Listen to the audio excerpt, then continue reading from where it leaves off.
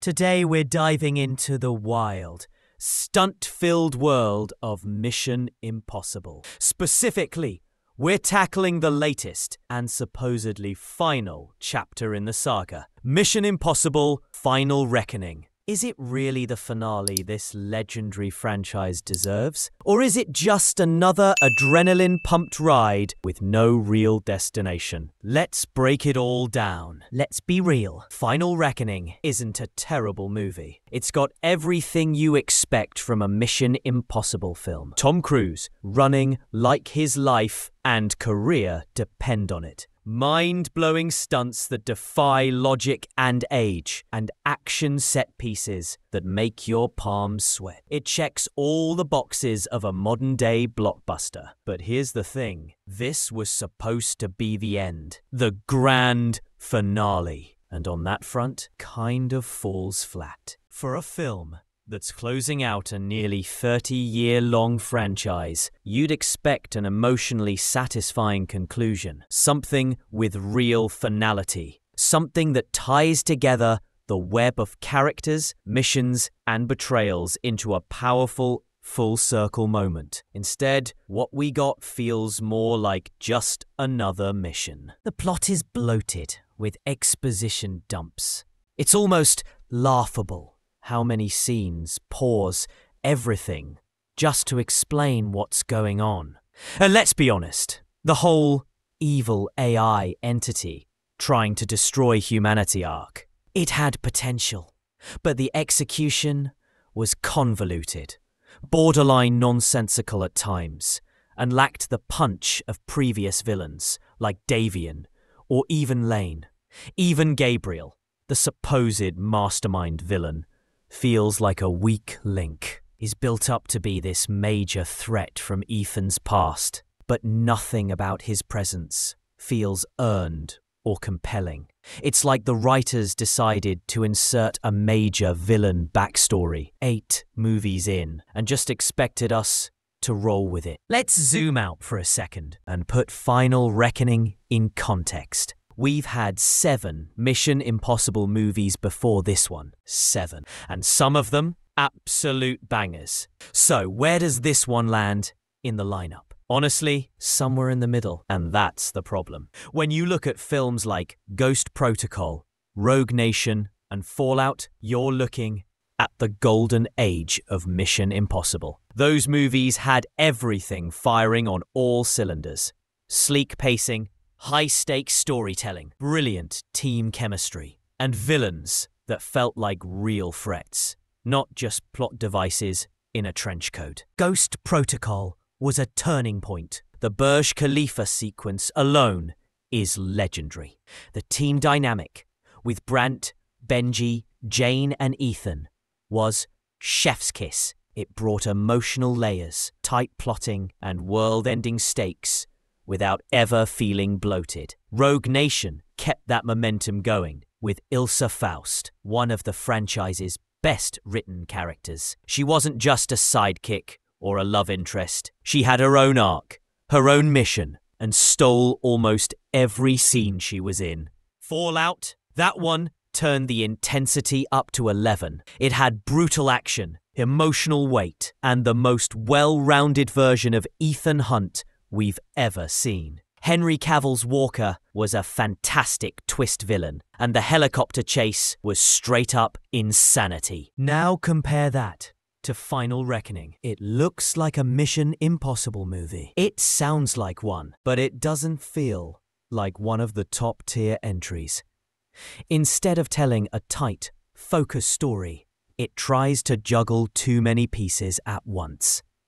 It leans hard on nostalgia, bringing back characters or references from earlier films, but without giving them enough substance to make those callbacks meaningful. It's like the filmmakers were trying to cook up an epic finale using leftover ingredients. You'll recognize the flavors, but the dish doesn't quite come together. Worse, Final Reckoning doesn't innovate. Ghost Protocol gave us new tech, high-concept set pieces, and a shaken IMF. Fallout gave us internal conflict and moral dilemmas. Final Reckoning just gives us another evil AI, another world-ending plot, and another chase for a key-shaped MacGuffin. The stakes are big, but the emotions kinda flat. It's a decent entry, sure, but when you're supposed to be the final chapter of an iconic franchise, decent isn't enough. We needed a mic drop. What we got instead was a highlight reel. Now let's not act like this movie is without merit. There are some genuinely great moments here. The stunt work is next level, and that's saying something for a franchise known for its insane practical effects. The plane scene, pure cinema. Tom Cruise hanging off a wing, zero-G flips, edge of your seat tension. That sequence alone is worth the IMAX ticket. And the submarine sequence, claustrophobic, intense, and refreshingly quiet. A standout scene that reminded me what this franchise can do when it tones down the noise. From desert chases to icy oceans, the globe-trotting spectacle remains strong. The editing during the dual location fight scenes, where punches in one location transition seamlessly into strikes in another, is brilliantly choreographed. Hayley Atwell is a standout as Grace. She brings charm, depth, and solid chemistry with Ethan. Benji and Luther still have that lovable tech bro energy, and their dynamic with the rest of the team gives the film some much-needed heart. But even with all that good, the problems are hard to ignore. The villain, Gabriel, is forgettable. He's supposed to be this ghost from Ethan's past, but his motivations are vague and underdeveloped. For the final boss, he barely registers as a threat.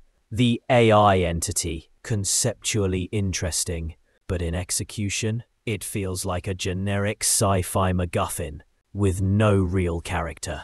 Pacing. The runtime is bloated.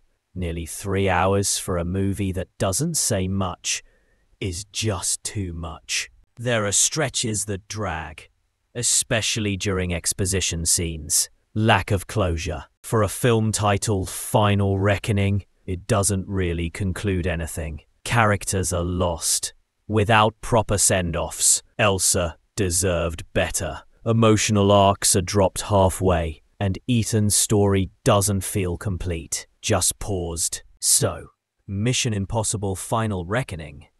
Is it really that bad? No, but it's not great either. And that's what stings the most. It's a decent action movie, packed with jaw-dropping stunts, slick editing, and Tom Cruise still defying physics and age like he's auditioning for immortality. But here's the problem. This wasn't supposed to be just another movie. This was the finale, the grand send-off, the culmination of nearly 3 decades of Ethan Hunt risking everything. And on that front, it drops the ball. The story lacks emotional closure. The villain is forgettable. And instead of tying everything together in one final, satisfying mission, the film leans on nostalgia, spectacle, and exposition. Like a highlight reel with no heart. It doesn't feel like the end of an era.